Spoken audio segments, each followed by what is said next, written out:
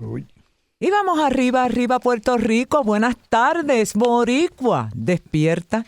Este es el único programa que está generando una conversación de país. Soy Mayra López Mulero desde WKQ 580, querida audiencia. Hoy me acompaña el ex representante y el ex presidente de la Comisión de Energía de la Cámara de Representantes, Luis Raúl Torres. Buenas tardes, Luis Raúl, ¿cómo estás? Muy buenas tardes, Mayra. Buenas tardes al público que nos escucha. Gracias por darme la oportunidad después de la Semana Mayor, de la Semana Santa, de esos que días se nos de descanso, arruinó. volver a tu programa. Y sobre todo que se nos arruinó por el gran apagón de Semana Santa. Así es. Yo creo que es interesante darse cuenta de cómo el país reaccionó a ese suceso súbito, a esa emergencia, y la gente realmente estaba indignada.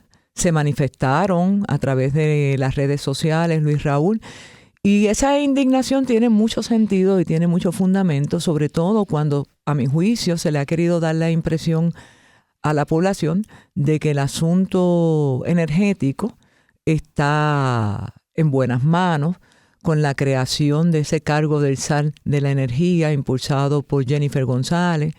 Se creó un organismo donde hay un sinnúmero de personas que forman parte de ese comité energético multisectorial. Que hoy se reunieron, deben todavía estar reunidos probablemente, porque estaba convocada la reunión para la 1 de la tarde. Exacto. Pero lo que es bien importante señalar es que volvemos a ver un desfase marcadísimo entre lo que se dice y lo que ocurre, entre los hechos y la quimera, entre los cantos de sirena y los acontecimientos. Del dicho al hecho hay un gran trecho. Eso es así. Sí. Y ciertamente mucha gente está molesto por expresiones que hace Jennifer como que la compra no se pierde en 24 horas, el hecho de que ella tuviera que interrumpir sus vacaciones, el manejo bastante torpe, a mi juicio, de la secretaria de Estado en su función como gobernadora Eso interina. es lo que hizo regresar a Jennifer de sus vacaciones. Sí, y de hecho, y se vio a través de imágenes y de conferencias de prensa donde la interacción de la licenciada Verónica Ferraioli al lado del ingeniero Josué Colón era dramáticamente opuesto. Sí, porque obviamente ella no sabía qué decir, y en un momento dado, cuando un periodista pregunta sobre qué iba a hacer Jennifer González, si iba a regresar o no, el ingeniero dice, bueno, yo no tengo información, y de inmediato es interrumpido por Verónica y dice, no, la gobernadora, aquí no hay ningún problema, la gobernadora va a regresar. Sí, yo creo que la gobernadora se dio cuenta de cómo estaba la gente agobiada con esta crisis del apagón y se dio cuenta de que una gran parte del pueblo, quizás la mayoría del pueblo, estaban haciendo señalamientos muy fuertes sobre que ella no estaba aquí cuando ocurrió esta emergencia, estaba disfrutando de vacaciones fuera del país. Entonces, esas críticas en las redes sociales, porque ella está muy pendiente a ese tipo de cosas y tiene un oficial de relaciones públicas que es un experto manejando ese tipo de relaciones públicas. ¿Estás hablando de los brothers? Sí, uno de los brothers. Uno de los brothers. Entonces, ¿qué pasa? Uno de los brothers que está dando cara, porque los otros están por ahí también. Por ahí alguien le dice que le dicen el platinado, no sé por qué le dicen así. Pues entonces la hacen que ella regrese para dar una imagen de que ella está a cargo, de que ella es la que manda, de que ella es la que puede resolver los problemas. Claro, yo pienso que después que lo mal que lució la secretaria de Estado, que desde mi punto de vista no sabía ni expresarse adecuadamente, porque cometió muchos errores en sus expresiones. Por ejemplo, cuando dijo, el gobierno está preparado con plantas, con todo para resolver y podemos con generadores. Con generadores y nosotros podemos Y la cara de Josué era un poema. No sabía expresar que lo que quería decir era que el gobierno está listo para atender la emergencia. Claro. No pudo manejar ese proceso de comunicación pública, y yo creo que eso es lo que fuerza a la gobernadora a cortar sus vacaciones y venir. Dejó a Jovín por allá, quizás con los niños. Ella lo manifestó que había dejado para no perder todo el dinero, claro. No, y sus compromisos familiares, claro, y que tuvo que romperlo. A lo que ella tiene derecho, ¿verdad? De acuerdo, como todo, pero es tan frecuente, ¿no te parece? Bueno, ese es el problema, que desde que está de gobernadora ha estado más fuera del país, ha tenido más viajes. El amor por la familia, claro, como que ahora se viaja más. Sí, se viaja más, y se goza más. Y hay que hacer un videíto cada rato. Exacto. De que estamos aquí en el piso, descalzo, compartiendo show con los niños. Sí, un reality show. Mientras ese reality show estaba ocurriendo en el artificio de quien está detrás de ese mecanismo de propaganda, porque para mí, claro, eso es propaganda, tenemos un país viviendo la cruda realidad de un sistema energético que está en las manos equivocadas y que es promovido por el gobierno de Jennifer y su antecesor, ¿verdad? Yo creo que para mí es increíble pensar, óyete esto que sale hoy en la prensa, en el Vocero, particularmente en la página 6 del Vocero, se habla precisamente sobre esa famosa reunión del Comité Energético y se hace una reseña de lo que ocurrió la semana pasada que me parece interesante revivirla. A las 2:38 de la tarde, que yo estaba camino para el sur, dicho sea de paso, para tomarme unos días de asueto, notifican que hubo una falla en la línea de transmisión 50-100 que discurre desde el centro de Manatí hasta la central de Cambalache en Arecibo. Y que hubo una avería porque aparentemente, fíjate esto, hubo un inadecuado despeje de vegetación, según un informe preliminar que presentó el BUMA. Mira para allá. Ni eso saben hacer. Ni limpiar las líneas de la vegetación. Ni eso saben hacer. En serio. Bueno, y que por lo que están ganando un montón de millones de dólares porque ellos contrataron 4 compañías que trajeron de Estados Unidos para hacer el despeje de la vegetación, pero los concentraron en la región metropolitana, que es donde es más fácil atender el problema de la vegetación sobre la línea, porque es llano, porque están en áreas residenciales, etcétera. Y dejaron de atender las líneas de alto voltaje que están en la montaña, que son las que más están afectadas por la vegetación, que son las que si roza un árbol, una línea de esas, causan estos dichosos apagones. Esas las dejaron pospuestas y ahí tienen el resultado. Pero entonces mira lo que dice el SAR de la Energía, Josué Colón, que la falla provocó que las unidades de Costa Sur, Ecoeléctrica, AES, San Juan y Palo Seco salieran de servicio. Y eso, pues nada, el efecto fue dejar a un poquito más de 1 millón de personas. La totalidad de los abonados de Luma, sí, y de la Autoridad de Energía.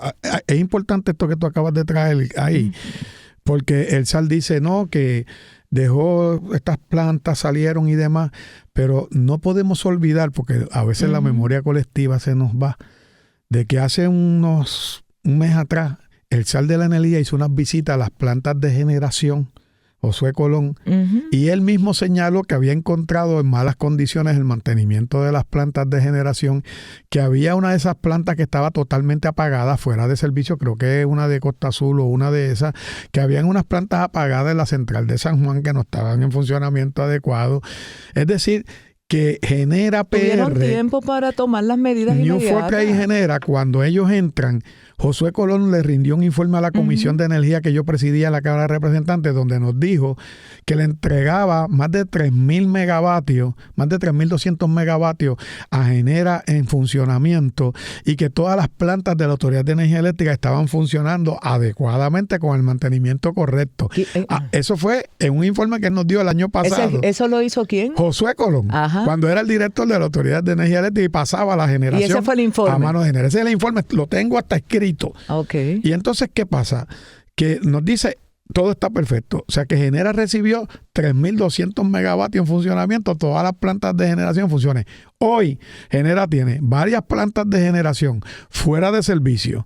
Unas por mantenimiento, otras porque están dañadas, otras porque no las han podido reparar, y tienen la producción de 1.000 megavatios menos. O sea, ellos están produciendo 2.000 megavatios, 1.200 megavatios menos que lo que había cuando recibieron la generación a su cargo. Y el problema de toda esta situación es que cada día que se interrumpe el servicio energético se pierden millones y millones de dólares en nuestra economía. Y eso es lo de menos, se pierden vidas. También, pero escúchame, no solamente vida, pero como a la gente le importa tanto el billete, claro, vamos a hablar de billete también. Estamos hablando de que se pierde casi $215 millones por día. Por día. ¿Entiendes? Por día. Y a eso añádele lo que no tiene precio, como tú muy bien señalas, que es la salud de la gente, exacto, la vida de la gente. Ahora, para mí es inconcebible que venga Luma, ¿verdad? Después de todo este bollete y de esa crisis, esa emergencia, vengan y despachen el tema con, oye,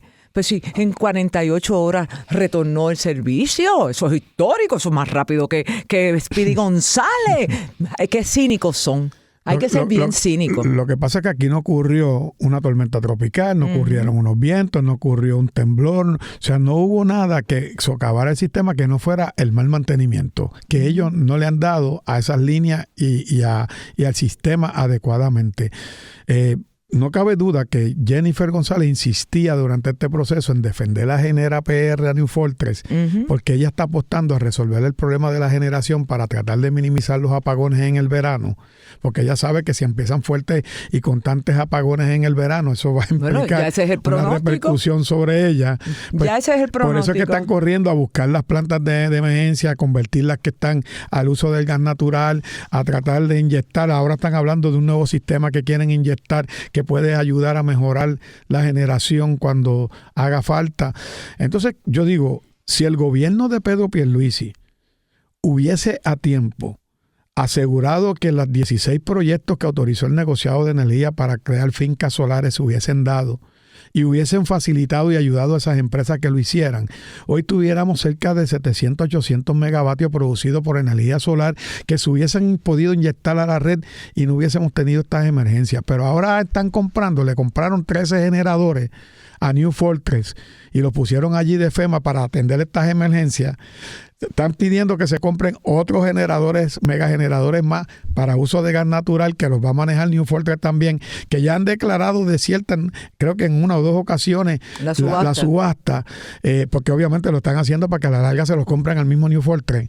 Vamos a hablar claro y en plata. Pero eso son tácticas monopolísticas. Claro, ¿sabes? Pero si eso es lo que están haciendo. Le están entregando toda la generación que ya está en monopolio, porque tiene más de un 66% de la generación a su cargo, más le están comprando el gas natural casi en un monopolio a New Fortress, que es la dueña de Genera.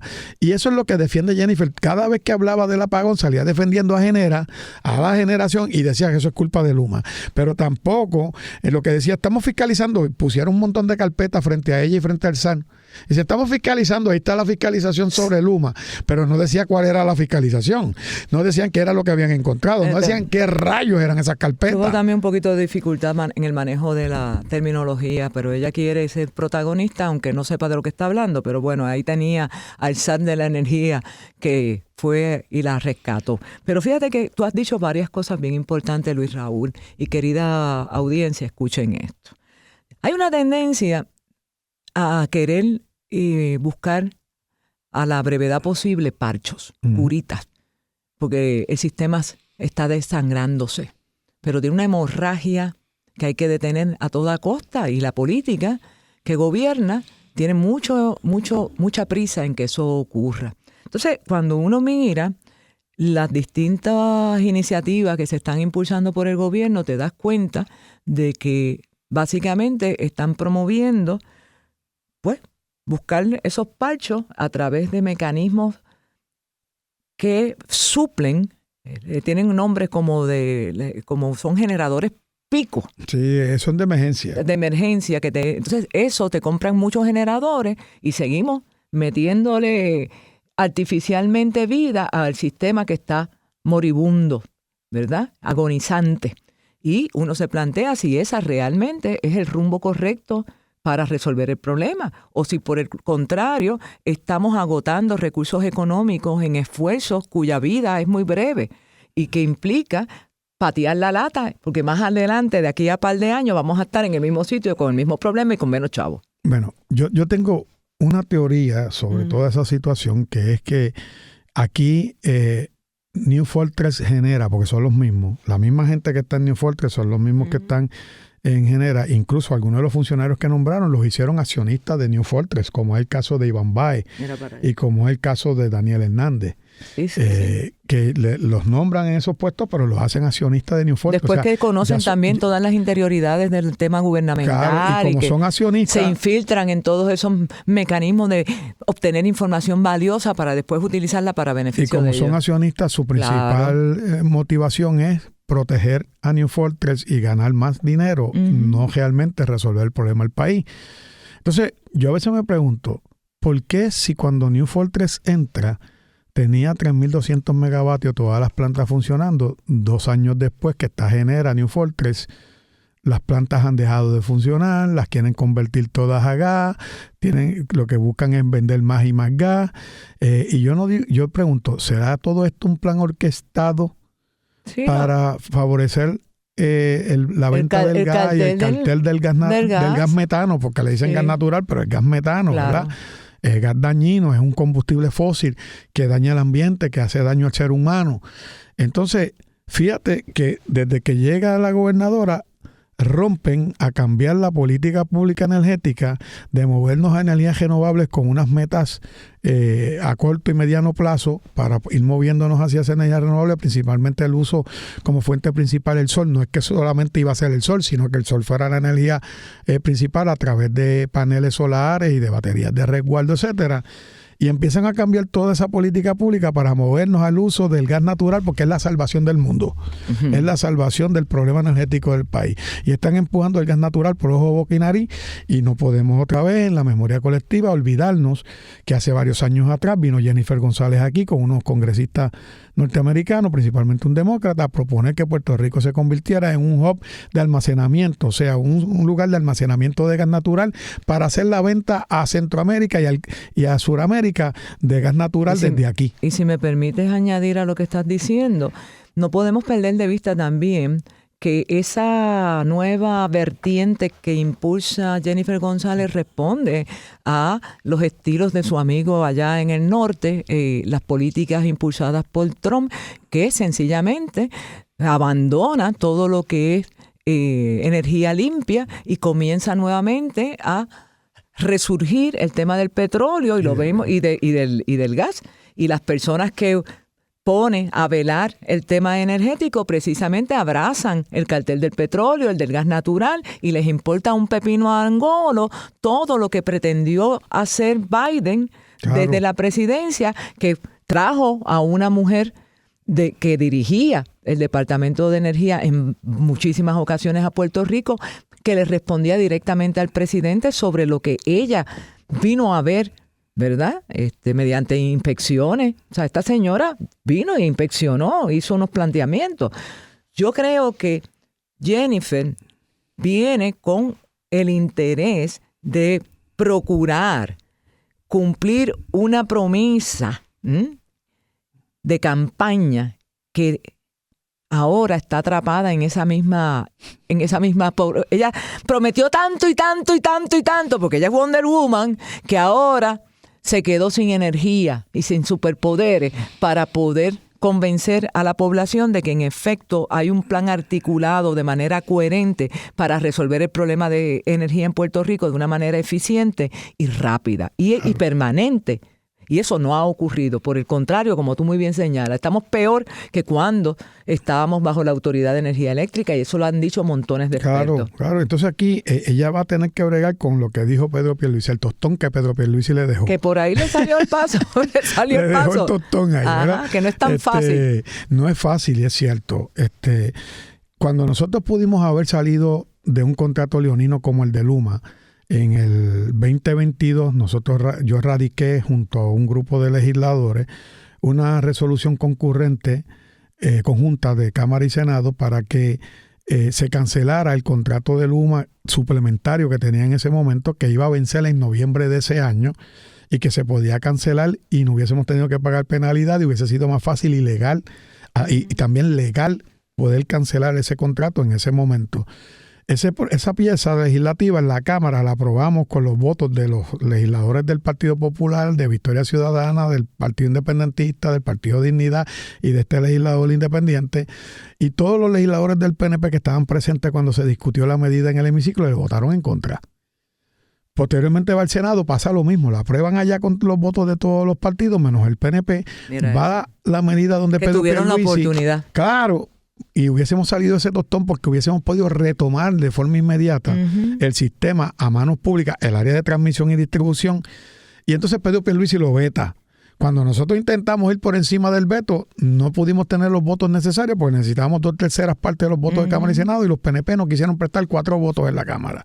Y tampoco lo quisieron hacer en el Senado. Así que los mismos senadores y representantes del PNP que hoy están ahí hablando mucho y la situación, o que no dicen nada también, porque hay algunos que guardan silencio, sobre todo de los que estaban allí, son los mismos que obstaculizan que podamos salir de estos contratos. Entonces muchas veces yo siempre uso una frase que usan los americanos que es follow the money, sigue el dinero. O sea, estas compañías han sido aportadores de congresistas en términos de las campañas del presidente Joe Biden mismo y del presidente Donald Trump.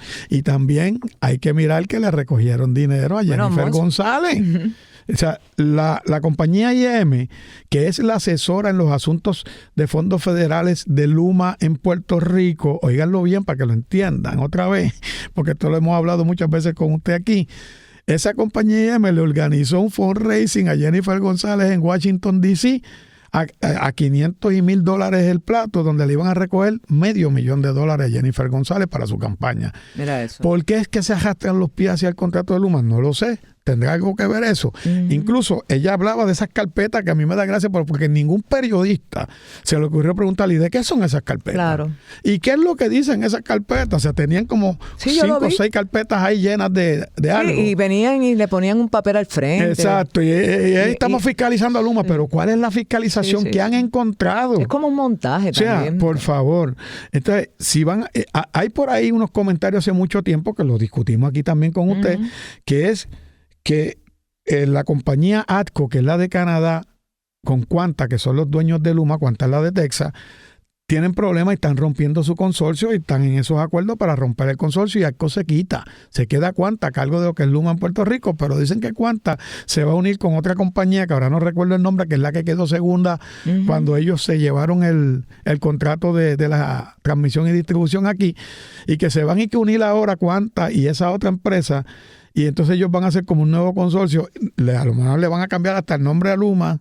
Pero el mismo perro con distinto collar. Van a anunciar que es un nuevo dueño, pero es el mismo perro con distinto collar. Yo creo que es más que evidente que la gobernadora está tratando de encubrir la magnitud de la crisis y el problema. Ella sabe que se acerca la temporada de huracanes, ¿verdad? El 1 de junio hasta noviembre. Ella sabe que la demanda aumenta, que no hay suficiente generación, y sabe que está luciendo muy mal. Claro. Y evidentemente, por ejemplo, cuando tú dices, mira, pues ella le dice al país, óyeme, quiero que sean juiciosos en el consumo de energía. Pues mire, eso es una manera, eso es como una mamá diciéndole al nene, te tienes que bañar, no desperdicies el agua, te tienes que bañar una vez nada más para que hay que economizar agua. Pues ahí tenemos a mamá Jennifer diciéndole a la gente, no puedes prender tantos abanicos, tienes que prender un solo abanico porque no hay suficiente generación. Y ya se los está diciendo. Y tanto es así que también ella tenía que meter, porque a ella le gusta siempre también, tú sabes, desviar la atención hacia otros componentes para evadir su responsabilidad, y los 7 jinetes del apocalipsis no son la excepción. Y entonces ella viene y dice, mira lo que dice aquí, mira. Ella le dice que le informó a los 7 jinetes del apocalipsis, ¿verdad? Que aprobó 7 solicitudes para proyectos programáticos que aumentarán la capacidad de generación eléctrica. Los proyectos aprobados por el ente federal incluyen el reemplazo de un motor y rotor para la unidad 3 de la central Palo Seco, nuevos sistemas para las unidades 1 y 2 del ciclo combinado en unidades en la central Aguirre, y un condensador de la unidad 7 de la Central San Juan. Eso lo eso no son ningunos proyectos. Esos son equipos que ya estaban en compra y que estaban esperando. Seguro. Son pachos. Son equipos, o sea, son cosas para reemplazar. Claro. O sea, no son proyectos grandes que se vayan a decir, mira, eso va a resolver X o Y a mediano, a corto, mediano y largo plazo. Incluso, Luma no estaba diciendo que ellos habían puesto 3,000 y pico de aparatos sobre las líneas que podían con eso detectar dónde era que había alguna situación que averiara una línea o que cortara la luz en esas áreas de esas líneas de transmisión y distribución y que lo podían detectar rápidamente. Y eso no funciona tampoco. No funcionó ninguna de esas. Yo quisiera saber. Iba a decir una mala palabra aquí, no quiero. Bueno, vamos a dejarlo ahí porque la gente debe estar agobiada, pero desde luego es importante mantenerlo. Pero recuerde, si usted tiene una máquina de terapia respiratoria, en vez de hacer 3 terapias, dése una, porque dice Jennifer que hay que economizar. Si su nevera está gastando mucha energía, desconéctela y ponga las cosas suyas a enfriar en hielo, porque Jennifer dice que hay que consumir menos luz. ¡Ay! Perdón por existir, no nos callan, no se vaya nadie. Y regresamos a esta interesante conversación de país. Ciertamente estábamos aquí charlando Luis Raúl Torres y yo fuera del aire y es oportuno, ¿verdad?, hacer unas expresiones con relación al deceso del Papa Francisco. Y estábamos hablando que ese Papa me encantaba, me gustaba muchísimo. Y Luis Raúl me dice que también compartía esa admiración hacia él. ¿Por qué? Bueno, es que primero, cuando él viene a ser el Papa, presentó unos signos de humildad extraordinarios. Primero, no se quiso poner los zapatos rojos que le daban a los papas. Tampoco se quiso poner un cierto tipo de vestimenta que lo hacían ver como un príncipe, como le llaman al Papa, el príncipe de la iglesia. Y él escoge un nombre como Papa, porque él es Bergoglio, ¿verdad? Él escoge el nombre de Francisco. Que Francisco, pues, es símbolo de la pobreza. Y yo conozco a través de lecturas y de cosas que he visto, de documentales y demás, su historia como sacerdote y posteriormente obispo y cardenal en Argentina, y siempre estuvo identificado con las causas de las comunidades pobres de ese país. Viajaba en autobús, viajaba en los trenes como la misma gente hacía en el pueblo. No estaba como algunos obispos y líderes de la iglesia que muchas veces estaban bien distantes de la gente. Y otra cosa que me parecía estupendo de él era su apertura a la diversidad. Claro. Ese respeto a la humanidad, al ser humano en toda su extensión, reconociendo sus libertades, respetando las diferencias. Lo hizo bien notable. Tuvo el valor de decirle al liderato de la iglesia que tenían que denunciar a aquellos que eran pedófilos, que habían hecho crímenes contra jóvenes y menores. Y además de eso, siempre estuvo del lado de defender a los pobres y de defender a los migrantes en todo el mundo. Y eso para mí es un ejemplo de lo que es el verdadero cristianismo. Y por ahí viene un sucesor negro. Vamos a ver si... Eso están diciendo. Si llega el primer papa negro. Pero bueno, vamos a hablar de otros asuntos. Y desde luego, pues tú sabes que después de ese receso de Semana Santa, pues se espera que todos los legisladores vengan llenos de energía a meterle mano a los problemas que aquejan a Puerto Rico, y particularmente ya para este miércoles tendrá que comparecer la licenciada Verónica Ferrajoli ante la comisión total que se llevará a cabo en el Senado, según fuera convocada por el presidente de ese cuerpo, Tomás Rivera Chat. Antes que nada. Para evaluar su nombramiento. Porque ya en la Cámara plancharon el nombramiento. De secretaria de Estado. Y tú sabes que hubo mucho cuestionamiento sobre ese proceso a nivel de la Cámara Baja, donde básicamente le dieron tapaboca a todos los partidos que no fueran del PNP y aquello pasaron el rolo. Todos los cuestionamientos los metieron debajo de la alfombra. Sí, sí. O sea, allí, si usted va a ese salón donde hicieron esa evaluación y levanta la alfombra, y va a encontrar los cuestionamientos de ciertas cosas. Y es penoso, ¿sabes? Sí, y yo creo que... Estamos hablando de una secretaria de Estado que dejó de rendir su planilla 2 años consecutivos. Bueno, hay dudas si fueron 2 o 3 años, porque ahora salió otro año que tampoco la había radicado. Entonces, ¿qué pasa? Pero la culpa era del contable. Si usted como ciudadano deja de radicar su planilla, viene enseguida unas multas, unos señalamientos y hasta lo llevan a la corte por evasión contributiva. Pero antes de entrar en detalle de qué es lo que está enfrentando la licenciada Ferrajoli con esta situación, ¿verdad? Me parece a mí, me gustaría tener tu opinión, Luis Raúl, sobre el proceso. Sí. Fíjate que la comisión total es un procedimiento inusual. Claro. Porque permite que todos los componentes del cuerpo participen de la vista pública en el escrutinio al candidato. Sí.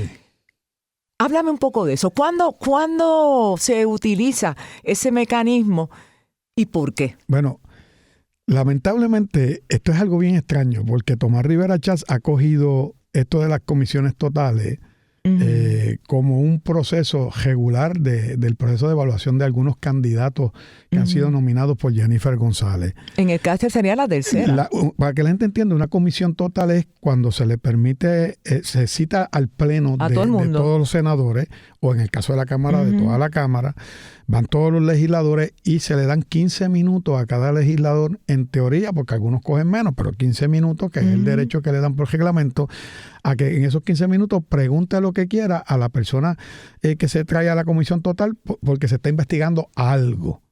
La comisión total nunca se había usado para evaluar candidatos a los gabinetes, ¿verdad? Porque eso lo hacen distintas comisiones o la comisión de nombramiento. Y rinden un informe. Claro, pero como Tomás y el PNP eliminaron las comisiones de nombramiento y entonces dejaban que las mismas comisiones, por ejemplo, el secretario de Salud, pues la comisión de Salud, el secretario de Educación, la comisión de Educación, energía, evaluaran los nombramientos.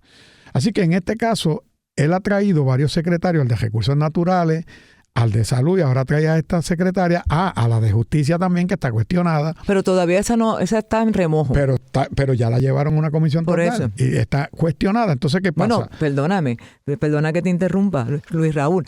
Le hicieron unas vistas públicas allá en el Parrap y la van a hacer una continuación de la vista pública porque parece que no quedó satisfecho con las respuestas de la licenciada Parra, y el presidente ha dicho que va a extender la investigación al punto de que está citando hasta jueces para que sean parte del proceso de evaluación sobre un incidente que ocurrió en una descalificación de ella como abogada en un caso criminal a un mes de su salida como directora de crimen organizado. Sí, esto es grave. Entonces, mira lo que pasa, que hacen estas comisiones totales, hacen todo un espectáculo de muchas preguntas, todo el mundo habla, se van ahí varias horas, 3, 4, 5 horas. 9 horas, imagínate. Y a la larga, ¿cuál ha sido el resultado? Que los confirman. Pero en el caso... Es como para justificar que todo el mundo preguntó, que todo el mundo... Entonces, vienen todos los senadores PNP con un libreto a defender al nominado. Pasó con el de Recursos Naturales, pasó con el de Secretario de Salud, a la única que no han defendido todavía es a Janet Parra, y van a hacer lo mismo con la Secretaria de Estado. Entonces, curioso... Bueno, que sepamos públicamente, porque hubo gente que compareció, yo creo que en vistas ejecutivas, a hablar bien de ella. Claro. Por eso es que viene una segunda parte para los que no eran los amigos de ella. Claro, ¿qué es lo que pasa? Que en el caso de la secretaria o secretario de Estado, se supone que es uno de los pocos cargos que confirman los dos cuerpos. Siempre, normalmente, el Senado actuaba primero sobre ese tipo de nombramientos porque la Constitución dice que los nombramientos están a cargo del Senado de Puerto Rico. Con excepción que se hizo una ley para que nombramientos de esa envergadura pues los consideren los dos cuerpos. Como el Contralor. El panel de fiscal independiente. El Contralor. El Contralor, el de ética, etcétera, etcétera. ¿Qué pasa? Que toman muy hábilmente, como sabe que eso es un nombramiento bien cercano a Jennifer, porque esa es la mano derecha y el esposo es la izquierda de Jennifer González, él le dice, no, yo no lo voy a evaluar primero, evalúenla ustedes allá a ver qué ustedes hacen. Entonces van a la Cámara hace las vistas, mete todos los cuestionamientos bajo la alfombra, no le importó que ella no rindiera planilla, no le importó, no le permitieron que ella se atreviera a decirle a los representantes, ustedes no me pueden preguntar del caso de violencia doméstica que tuve con mi marido. Pero fíjate, una cosa bien interesante, abonando a lo que estás expresando con relación a la candidata, pues mira, el hecho de que ella sea la mano derecha de Jennifer y su esposo la mano izquierda de Jennifer, que ella diga que no, pero si eso, repito y reitero, aquí no hay ningún conflicto. Se derrota con sus propias acciones y la de su esposo cuando, por separado, hicieron una consulta a ética gubernamental para que les diseñara un proceso de inhibición. Que nadie sabe lo que dice esa consulta. Por eso, pero por favor, ¿cómo tú me vas a decir que no hay conflicto? Si no hay conflicto y estás tan segura y que tan categóricamente segura, ¿por qué haces una consulta a ética gubernamental? Es un contrasentido. Claro, y más allá.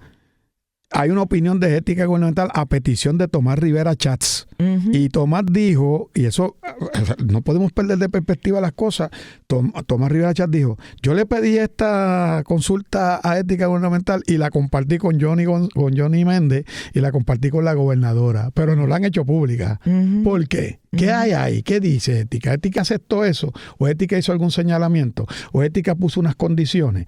No sabemos. Porque no se han hecho públicas. Claro. Entonces, muchos de los senadores de minoría, de los representantes de minoría, dijeron que ellos no tenían acceso a todos los documentos. Uh-huh.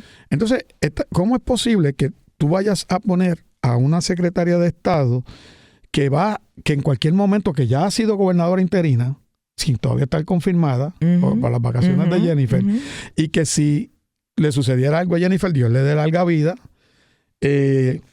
ella sería la gobernadora, por sucesión constitucionalmente hablando. Como pasó con Pierluisi y después Wanda Vázquez, etcétera. Uh-huh. O sea, esa sería la gobernadora, uh-huh, que nos tocaría. Uh-huh. Pero aquí... Que no sabe ni manejar una pequeña emergencia de un apagón. Entonces, ¿qué pasa? Esta señora no pagó sus planillas. ¿Qué ejemplo es ese para la gente que tiene que rendir las planillas? Déjame reaccionarte a eso, porque ella dice... ¿Verdad? Mucha gente le ha cuestionado, mire, pero eso mismo que tú dices, ¿cómo yo le voy a explicar a Panchito Matapuerco de la esquina que lo voy a encausar por ser evasor contributivo cuando la secretaria de Estado del país evadió es su obligación jurídica, siendo ella quien es, y no tuvo consecuencias? Ese es el planteamiento que le hacen. Claro. Ella dice, no, si tuvo consecuencias. Claro. Tuvo consecuencias, dice ella que tuvo consecuencias, porque cuando ella se percata que no recuerda por qué le dio por llamar a su contable, eso no se acuerda, que fue un 9 de noviembre después de las elecciones. Fíjate, pero no se recuerda por qué fue que lo llamó, se percata de que no le había radicado unas planillas, caramba, y ella no sabía, ella no tenía idea de que Jennifer tenía en su mente la posibilidad de nombrar la secretaria de Estado. Fíjate qué cosa, aunque ella era la persona que estaba a su lado trabajando cuando era comisionada residente en Washington, pero ella le dice al país que ella no sabía que la gobernadora le tuviera en mente trabajaban en la campaña. Para secretaria de Estado. Caramba, qué naif, ¿verdad? Y entonces esa misma persona dice que claro que hubo consecuencias, porque cuando ella le exigió explicaciones al contable, el contable pues no le contestó y ella entró a un sistema de tecnología y accesó la página y se dio cuenta que no le habían radicado las planillas por 1, 2, 3 añitos, mira qué cosa, y que de inmediato hizo lo correcto porque ella fue a resolver el problema, y cuando resolvió el problema, ahí tuvo que pagar una multa, y que eso es consecuencia. Esa fue la consecuencia de haberla radicado tardíamente. Y esa persona, esa que dio tantas explicaciones, dice que no hay conflicto, que hubo consecuencias y que ella no viene con excusas. Pero aquí no hay ningún problema de carácter. Consecuencia que despidió a su CPA, dice ella. Bueno, esa es la consecuencia. Bueno, yo no sé si lo despidió o no, porque parece que no le pagó, porque alegadamente no le facturó. No, si esto es un bollete, porque las excusas siempre satisfacen a quien las da. Pero cuando tú hilvanas un hilo conductor en el cuentazo que se ha tirado la licenciada Ferrajoli, con todo el respeto. Oye, eso no se lo cree ni un bebé que todavía no le han salido los dientes. Usted tiene CPA, me imagino que pues claro. Seguro. Y entonces usted está pendiente a lo que hace su CPA. Claro. Y usted le pide, yo tengo un CPA que me hace mis planillas toda la vida mientras fui legislador. Y antes de radicar, tú te sientas con el CPA. Pronto él termina, que él la radica electrónicamente, él hace todo. Pero la discute antes contigo. No, y le digo, dame una copia, que quiero mi copia de la planilla radicada. La discute contigo antes, un CPA. O sea, que ella no le importaba su estamos hablando de Panchita, estamos hablando de una funcionaria que el resumen está publicado en el periódico de hoy, que tiene maestría, que estudió en Boston, que tiene una preparación extraordinaria y una trayectoria en la ejecución de su trabajo a todo switch. Es difícil que le pueda explicar y que su esposo es funcionario y es difícil que le pueda explicar a Tomás Rivera Chat cuando le pregunte y le haga las preguntas que le hizo a Nogales, por menos de eso, que por poco la linchan. Porque Tomás Rivera Chat inició una cacería de brujas contra Mariana Nogales, porque Mariana Nogales omitió una información en sus informes financieros en ética, se dio cuenta, se autorrefirió, lo corrigió y por poco la linchan, pero a esta señora no pasa nada. Y por algo similar le costó su puesto a un senador del PNP, a Nicolás Noguera, que en paz descanse, que lo expulsaron del Senado porque tenía unos bolletes contributivos y unas planillas que no había radicado y otras contribuciones que no había pagado. Y Nicolás Noguera fue corriendo a una colecturía en Loíza, no podemos olvidar la historia, y en la colecturía en Loíza allí le cogieron el pago de todo lo que debía, y entonces él se sale del bollete de evasión contributiva haciendo ese pago, y entonces como quiera lo expulsan políticamente, lo expulsaron del Senado, le costó que nunca más pudo volver a ser candidato al Senado, a la legislatura. Sin embargo, posteriormente en el tribunal sale bien porque había pagado la deuda, que es lo que hizo esta señora. No había radicado, no había hecho, y después fue y arregló todo y la radicó y pagó las multas y lo que fuera. Y lo más interesante de toda esta discusión sobre este nombramiento es que han citado a otros componentes del gabinete de la gobernadora. Tienes a Pantoja, el secretario de Hacienda, que tiene que estar allí y vamos a ver qué explicaciones él dará, porque él es el perito, me imagino yo que irá allí a defender el interés público y el ordenamiento contributivo que todos tenemos que honrar. Por otro lado, también viene el de ética gubernamental. Yo voy a ver qué va a decir el de ética gubernamental. Y viene la inspectora. Esa señora, general. Sí, que casi nadie sabe quién es. Sí. Pues esa, que era amiga de Ricky, viene también, va para allá a hablar sobre todo este bollete. ¿Por qué Tomás Rivera Chat hace esto? Pienso yo. Pues cualquier persona razonable podría inferir que el objetivo es develar la verdad y que con esa verdad se movería la discreción de los senadores para rechazar a una persona que ha incurrido en esta conducta. Es lo menos que uno pensaría. No, y está marcando para que, porque lo hizo con el secretario de Recursos Naturales, lo hizo con el de Salud, ahora lo va a hacer con esta, lo está haciendo con Janet Parra, porque aunque se los confirma, con los todo marcó. Los marcó y marcó a Jennifer González de que si pasa algo, te lo dije, tú eres la responsable. Pero eso no es el trabajo que uno espera de un organismo político que trabaja en armonía y en equipo. Claro. Porque es la impresión que da es, te los marco, te voy a dar un empujoncito a la orillita del abismo, por si se caen toditos, pues bendito, mira, qué pena. Si uno de ellos se te cae, tú eres la responsable. Y se arrastra a todos los demás. Seguro. Porque no hay duda. O sea, no hay forma de que haya un puertorriqueño o puertorriqueña que pueda entender el proceso en que fue confirmado Waldemar Quiles, por decirte un ejemplo. Sí. Un individuo que era inconfirmable. No había manera. Y pácatela, lo hicieron. Después viene el de salud. Y ahora mismo el de salud arrastra a Ferrajoli porque Ferrajoli fue asesora de el Colegio de Médicos cuando Ramos era el presidente, el director ejecutivo de esa entidad privada. Sí. Y ahí entonces comienza y revive el bollete relacionado con un dinero que cogió Ramos de sus colegas para hacer un plan médico y los chavos nunca aparecieron. Y después coge un préstamo de un usurero cuando hay financieras, cuando hay cooperativas, cuando hay bancos, pues no, va donde un usurero a pedir un dinero prestado. Y la licenciada dice, ese muerto no lo maté yo, que lo entierre el que lo mató. Exacto, pero aquí hay algo muy terrible con todo esto y es que hablaban de que habían 17,000 resúmenes en un banco de talento de PNPs o de gente que quería servirle al gobierno, preparados, con buenas intenciones, y que eran 17,000 resúmenes que habían recibido. Pero parece que no los miraron, los tiraron un zafacón, porque toda la gente que ella ha nombrado son gente que estaban en su equipo de trabajo, o con estaban en su equipo de campaña, o estaban en el gobierno de Ricky, o en el gobierno de algunos en el gobierno de Pierluisi, que jugaron cabeza, parece, y entonces pues lo están premiando. Así que la realidad de esto es que ese banco de talento estaba bien limitado a lo que Jennifer quería. Pero esta señora, la secretaria de Estado, y su esposo eran el director de campaña y asesora de campaña en la candidatura de Jennifer González a la gobernación. Y desde antes también. Desde antes él asesoraba a Jennifer.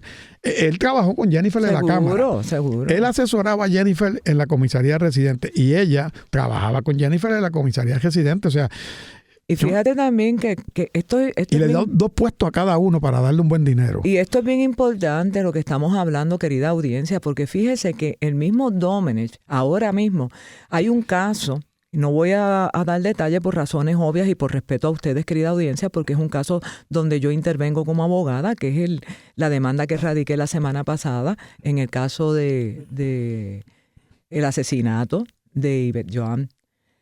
Y el famoso caso de Hermes Ávila, ¿verdad? Uh-huh. Y en ese caso, Physician Correctional tiene contrato con una empresa en la que Domenech trabajó. ¿Pero cómo va a ser otra vez? Sí, otra vez. No. Y ahora yo me planteo, ¿verdad? Que eso también salió a relucir en cuanto a que Jennifer había asegurado al país que después de ese suceso, y hoy se cumple un año de ese asesinato, sí, lamentablemente, de Yvette Joan, que en paz descanse, había dicho la gobernadora desde antes de la campaña que ella se ocuparía de cancelar ese contrato de corrección con Physician Correctional, y eso no ha ocurrido. Y ahora sale a relucir el vínculo que tiene Domenech con Politac, que eran los cabilderos que también han sido contratados. La sociedad con Kenneth McClintock. Sí, no, y que están contratados por corrección y por Physician Correctional, ¿entiendes? Ahora dice, sale Domenech y dice, no, porque, mentira, fue McClintock. Él dijo que cuando hubo un vínculo entre corrección y los cabilderos, él no era, ya él se había ido de los accionistas. La relación de McClintock con el secretario de la gobernación viene desde que él era presidente del Senado, porque él era el que dirigía asuntos legislativos. El secretario de la gobernación hoy, Domenech, dirigía servicio legislativo cierto en ese entonces. Y de ahí es que se conoce. Hubo un problema de ese señor conmigo por una forma en que me maltrató. ¿Qué señor? Domenech. ¿Contigo? Siendo yo legislador, yo hago una expresión en el hemiciclo de la Cámara y el presidente de la Cámara en aquel momento, que era José Aponte, le dio una reprimenda. ¿Pero qué expresión hiciste? De que este señor me había faltado el respeto en una información que yo le pedí, me había cuestionado y me había maltratado de palabras siendo director de servicio legislativo. Que para eso está servicio legislativo. Claro, entonces José Aponte acoge mi petición, me pide que haga unas expresiones en el cuerpo, yo las hago y José Aponte lo quería despedir, pero no lo pudo hacer porque en ese momento Servicio Legislativo respondía al Senado, porque un cuatrienio responde a la Cámara, un cuatrienio al Senado, y Kenneth McClintock no lo quiso despedir, lo protegió. Y ya ustedes ven que posteriormente se asociaron, qué lindo, hay mucho amor. Eso se llama amor al prójimo. Y eso está ahí en el récord público, eso no me lo estoy inventando. Así son. Pero ¿por qué te ríes si eso es amor al prójimo, chico? Y no soy yo que me estoy riendo, es allá. No, allá, sí, no, ya tú sabes. Pero fíjate, yo creo que es importante darle seguimiento a esta vista este próximo miércoles. Sí. Porque pueden surgir cosas muy interesantes. ¿Usted cree que la confirmen o no la confirmen? Hágame un presagio de eso. Yo, francamente, pienso que se va a repetir la historia. La que está hasta este la del momento. secretario de Recursos Naturales, la del secretario de Salud, va a coger. ¿Y usted cree que entonces a quién cuelguen sea Janet Parra? Ella tiene problemas, Janet, pero pues yo espero que ella tenga buenas explicaciones Claro. y lo más importante, que tenga buenos argumentos. Pero no es que yo le pregunte. Pero que tenga buenos argumentos para revocar la decisión del apelativo, ¿verdad? En esta ocasión, y que pueda explicar por qué ella quería proteger a los fiscales y por qué los quería ocultar lo que los fiscales hacían para que no tomaran represalias. ¡Ay! Perdón por existir, Luis Raúl Torres. Gracias por ser parte de esta conversación de país. Y a ustedes, querida audiencia, vengo con mi fuerza, con mi libertad de pensamiento, a darle voz a todos aquellos que no se atreven a hablar, porque la verdad duele y cuesta. No nos callan, seguimos mañana.